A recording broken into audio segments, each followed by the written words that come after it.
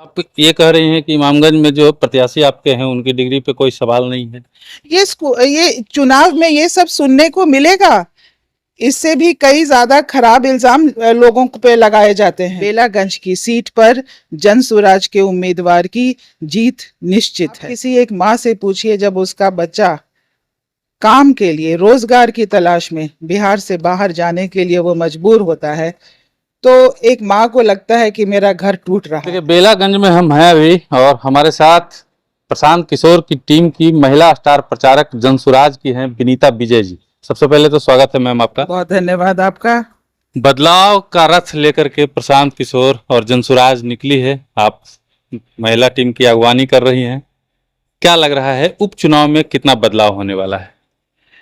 बदलाव की बेहद जरूरत है बिहार में, और यह देखकर बहुत खुशी होती है कि बेलागंज में मुझे जहां भी जाने का मौका मिला कि लोग कितने उत्सुकता से हमारी बातें सुनना चाहते हैं। जनसुराज के सूत्रधार श्री प्रशांत किशोर जी ने जो भी बातें कही हैं, उनको वो कहते हैं कि ये बड़ा तर्क संगत है, इसकी ज़रूरत है, हमें इसकी ज़रूरत है यहाँ के समाज को। तो जो उनके तरफ से जो पॉजिटिव चीज़ें सुनने को मिलती है, हम लोग सभी का बहुत हौसला बढ़ता है।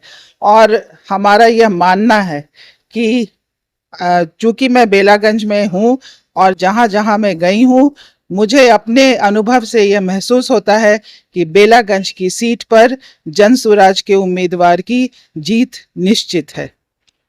आज़ादी के इतने साल बीत गए हैं मैम, अभी तक हमें नहीं लगता है कि महिलाओं को जो अधिकार, जो सम्मान मिलना चाहिए था, वो आज तक हमारे देश में, बिहार में मिल सका है।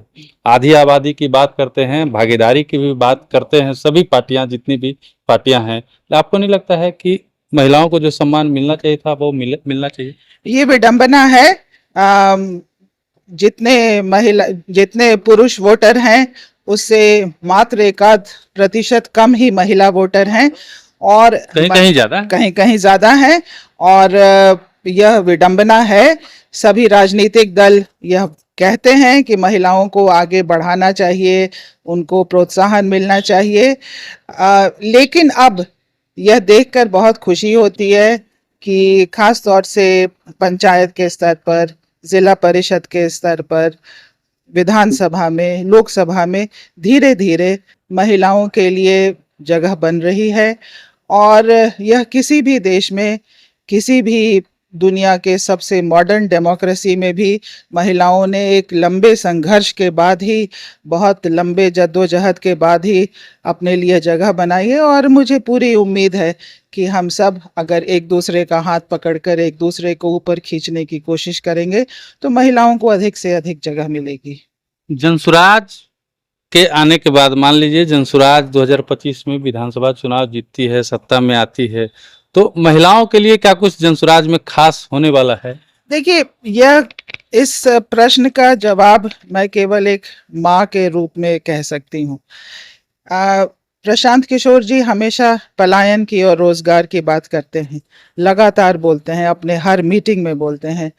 आप किसी एक माँ से पूछिए, जब उसका बच्चा काम के लिए रोजगार की तलाश में बिहार से बाहर जाने के लिए वो मजबूर होता है, तो एक माँ को लगता है कि मेरा घर टूट रहा है। तो जब रोजगार की बात होती है, बिहार के अंदर रोजगार की बात होती है, यह महिलाओं के हक की बात होती है। जब वह शिक्षा की बात करते हैं, यह महिलाओं के हक की बात होती है।